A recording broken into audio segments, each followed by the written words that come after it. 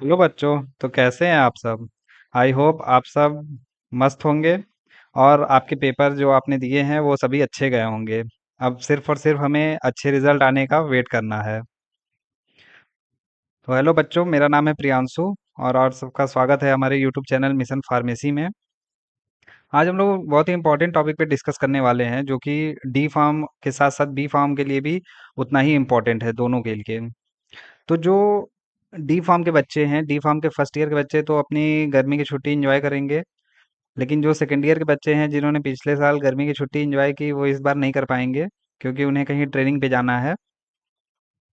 तो उसी पे हम डिस्कस करेंगे। साथ ही साथ बी फार्म के बच्चे भी जो फर्स्ट ईयर सेकंड ईयर में हैं, वो तो अभी रिलैक्स होंगे कि 2 महीने उनकी छुट्टी है। लेकिन जो बच्चे फिफ्थ सेमेस्टर में से सिक्स में गए हैं, या जो बच्चे सिक्स से सेवन में गए हैं और फोर से फाइव में, तो वो सभी को भी ट्रेनिंग पे जाना है। तो उसी विषय में आज हम लोग बात करेंगे। तो जैसा आप लोग अभी सेकंड ईयर के बच्चे, डी फार्म के सेकंड ईयर के बच्चे, बहुत सारे कॉलेजेस में नोटिस आ गई होगी या नहीं आई होगी तो जल्द ही आने वाली होगी कि उनको हॉस्पिटल ट्रेनिंग करनी है। बहुत ही इंपॉर्टेंट चीज़ है। अगर आप हॉस्पिटल ट्रेनिंग नहीं करेंगे तो आपका सर्टिफिकेट और जो डिग्री है वो भी इशू नहीं होगा और आपका डिप्लोमा कंप्लीट नहीं माना जाएगा।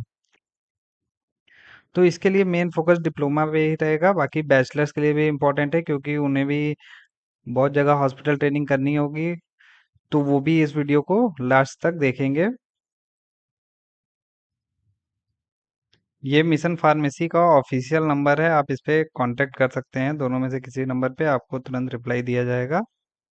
और साथ ही साथ इसमें हमने एक नोटिस फॉर्म बनाया है जिसमें कि लिखा है हमने कि सभी डी फार्म छात्रों को सूचित किया जाता है कि कल शनिवार, मतलब हमने एक ये कैजुअल बनाया हुआ है कि 30 तारीख, जो कल आज है शनिवार को, अगले 3 कार्य दिवसों के भीतर अधिकतम 3 तारीख तक कॉलेज में जो भी आपके सर मैम होंगे या जो भी आपके मेंटर होंगे, उनके पास जाके आप क्या लेना है, हॉस्पिटल ट्रेनिंग रिकमेंडेशन लेटर।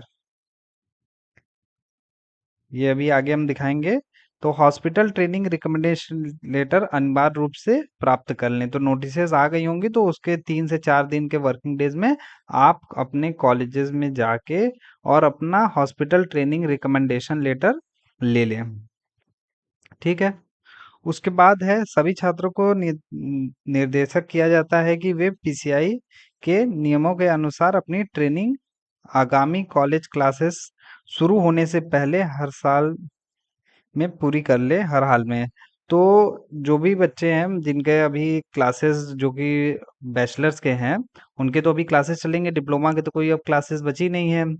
ठीक है, तो ये उनके लिए भी है कि बैचलर्स को अपने आने वाले क्लासेस से पहले इसी 2 महीने के दौरान अपना कंप्लीट कर लेना है, जो जुलाई अगस्त में है उसके दौरान। और डिप्लोमा के लिए ये जितना जल्दी आप करके दे देंगे उतना जल्दी ही आपका नंबर चढ़ जाएगा या हॉस्पिटल ट्रेनिंग का सर्टिफिकेट अपलोड हो जाएगा और आपका फाइनल रिजल्ट आ जाएगा, साथ ही साथ डिग्री आपको मिल जाएगी।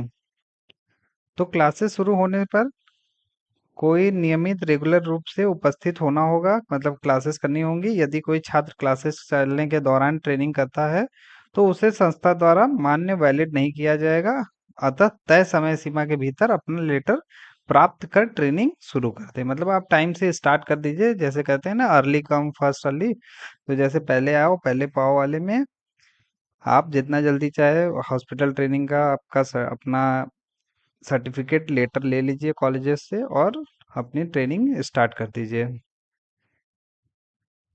तो ट्रेनिंग के लिए जो आवश्यक दस्तावेज है उसमें सबसे पहले है संस्था द्वारा जारी रिकमेंडेशन लेटर, जो ओरिजिनल होना चाहिए। वो उसकी आपको 4 कॉपी करानी होती है, 3 से 4 कॉपियाँ। ठीक है। उसमें कॉलेज आईडी आपके पास होना चाहिए, साथ ही साथ आधार कार्ड और पासपोर्ट साइज फोटो 2-3 अगर मांगे जाते हैं तो आपको लेके जाना है। और पिछले वर्ष की मार्कशीट की, आप लास्ट ईयर कंप्लीट है और पास है, इसलिए पिछले ईयर की मार्कशीट मांगी जाती है। अगर जैसे आपने डिप्लोमा में है बच्चे, अगर उनका 3 है बैक या 3 से ज्यादा बैक है, तो वो हॉस्पिटल ट्रेनिंग के लिए एलिजिबल ही नहीं है, क्योंकि उनका बैक है, तो वो उसको अगर कर भी लेते हैं तो भी उनका वैलिड नहीं माना जाएगा। इसीलिए बहुत सारे कॉलेजेस ऐसा भी कहते हैं कि आप रिजल्ट आ जाने दीजिए, उसके बाद आपको हॉस्पिटल ट्रेनिंग कराई जाएगी।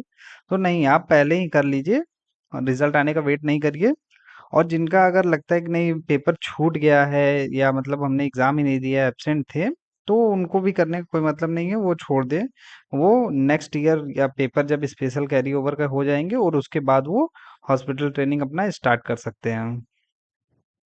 साथ ही साथ संस्था का फॉर्म 12 डिसीजन लेटर होता है, यदि हॉस्पिटल द्वारा मांगा जाता है तो आप वो कॉलेज से जाके ले सकते हैं, या बोनाफाइड जिसे कहते हैं, बोनाफाइड भी ले सकते हैं अपने कॉलेज में जाके। बोनाफाइड।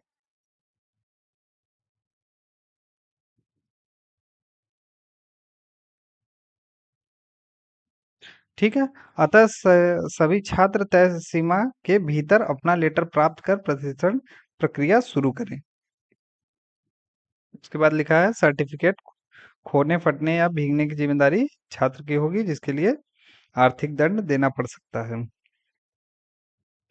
तो बेसिकली जो भी डिप्लोमा के बच्चे हैं या बैचलर्स के बच्चे हैं, तो उनको हॉस्पिटल ट्रेनिंग के लिए वो अपने आसपास कोई भी गवर्नमेंट हॉस्पिटल देख सकते हैं। ठीक है, उसमें आप सीएससी हो सकता है, सीएससी कम्युनिटी हेल्थ सेंटर आप सभी ने पढ़ा भी होगा, पीएससी हो सकता है, प्राइमरी हेल्थ सेंटर। इसके अलावा एडिशनल सीएससी एडिशनल पीएससी भी होते हैं, वो भी हो सकते हैं। उसके अलावा मेडिकल कॉलेज हो सकता है।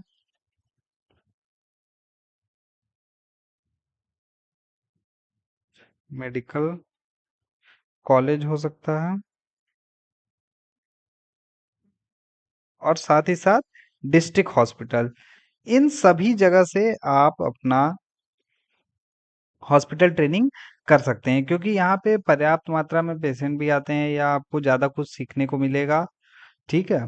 तो सबसे ज़्यादा चीज़ें तो आप इमरजेंसी में सीख सकते हैं, तो कोशिश करिए कि आप इमरजेंसी में ड्यूटी करें, और उसके बाद आप किसी और डिपार्टमेंट में चले जाएं, या डिस्पेंसिंग में चले जाएं, वहाँ भी आपको सीखने को मिलेगा, जहाँ ड्रग स्टोर होता है या डिस्पेंस होता है वहाँ पे। तो जैसे आपको 3 महीने करने हैं, 3 मंथ, और जो 500 आवर्स होते हैं, और जो बी फार्म में है उसमें आपके 1.5 मंथ या 45 डेज कह सकते हैं, जिसमें कि 150 आवर होते हैं। ठीक है। तो आप इसको बाइफरकेट कर ले कि 2 महीने में इमरजेंसी में, या 1 महीने इमरजेंसी में रहना है, फिर 1 महीने ड्रग स्टोर में रहना है, ड्रग डिस्पेंसिंग में, और 1 महीने अदर डिपार्टमेंट में रहना है। उसी तरीके से बैचलर के बच्चे भी उसको बाइफरकेट कर सकते हैं कि 15-15 दिन करके हमें सारे डिपार्टमेंट्स में रखना है, रहना है और सीखना है।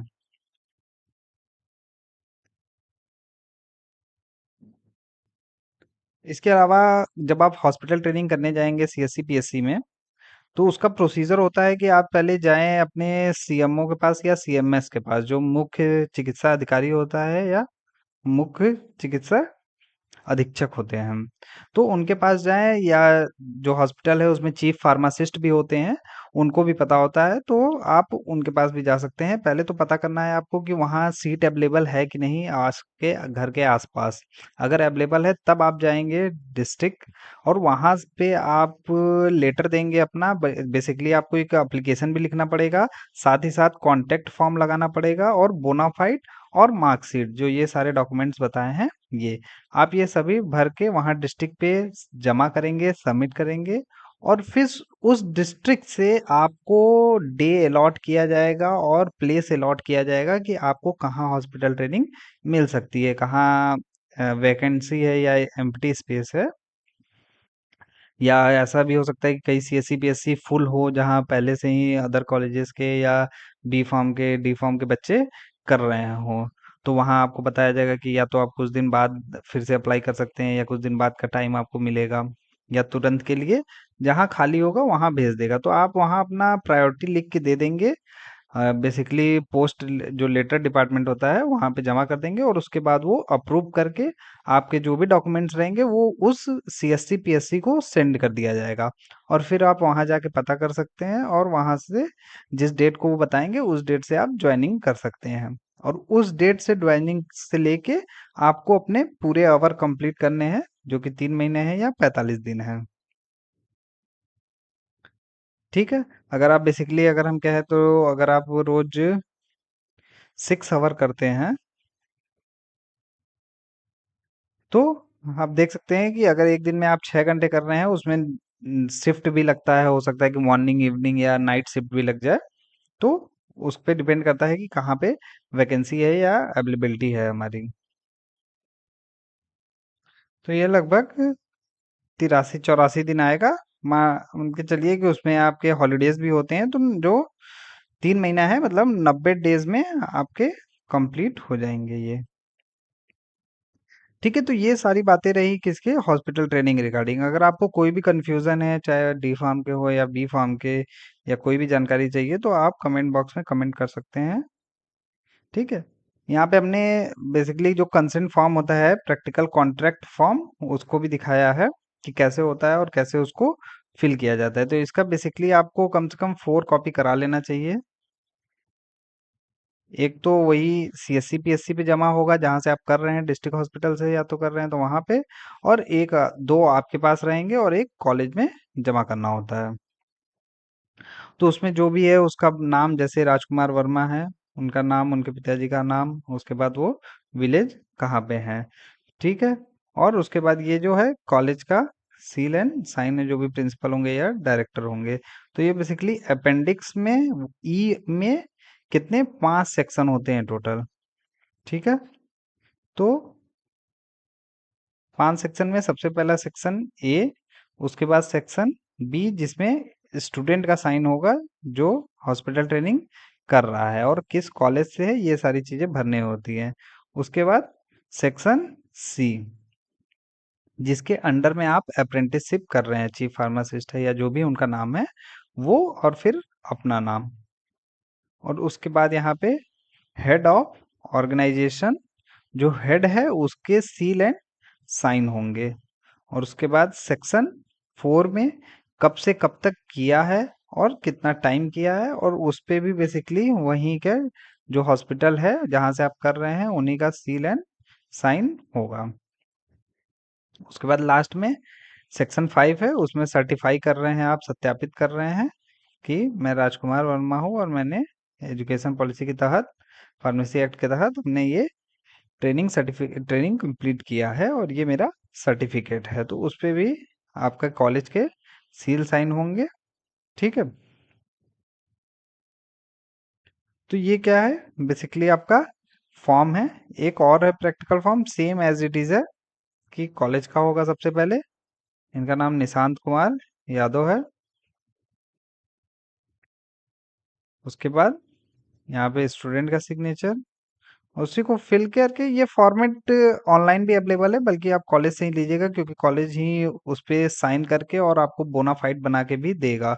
उसमें बेसिकली बोनाफाइड में लिखा रहता है कि वो रिक्वेस्ट करते हैं कि जो हमारे बच्चे हैं उनको हॉस्पिटल ट्रेनिंग करनी है, और वो काइंडली आप उसको अप्रूव कर दें।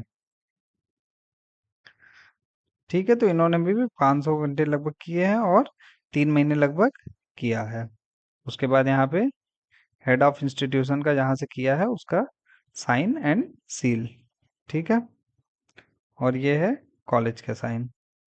ये लोग बेसिकली वाराणसी से किया है इन्होंने, ये देखिए। ठीक है, पंडित दीनदयाल उपाध्याय हॉस्पिटल वाराणसी। तो इस तरीके से आपको भी कंप्लीट करना है अपना हॉस्पिटल ट्रेनिंग। आई होप आपको समझ में आया होगा, वीडियो अच्छी लगी होगी। और अगर कोई भी कंफ्यूजन है तो आप प्लीज़ कमेंट कर सकते हैं। ये डी फार्म का सिलेबस है जिसमें कि मेंशन है number of practical hours hospital training के लिए, जो कि 500 आवर्स। ओके। ठीक है, तो आप सब अच्छे से पढ़ाई करिए और ट्रेनिंग करिए। Thank you so much.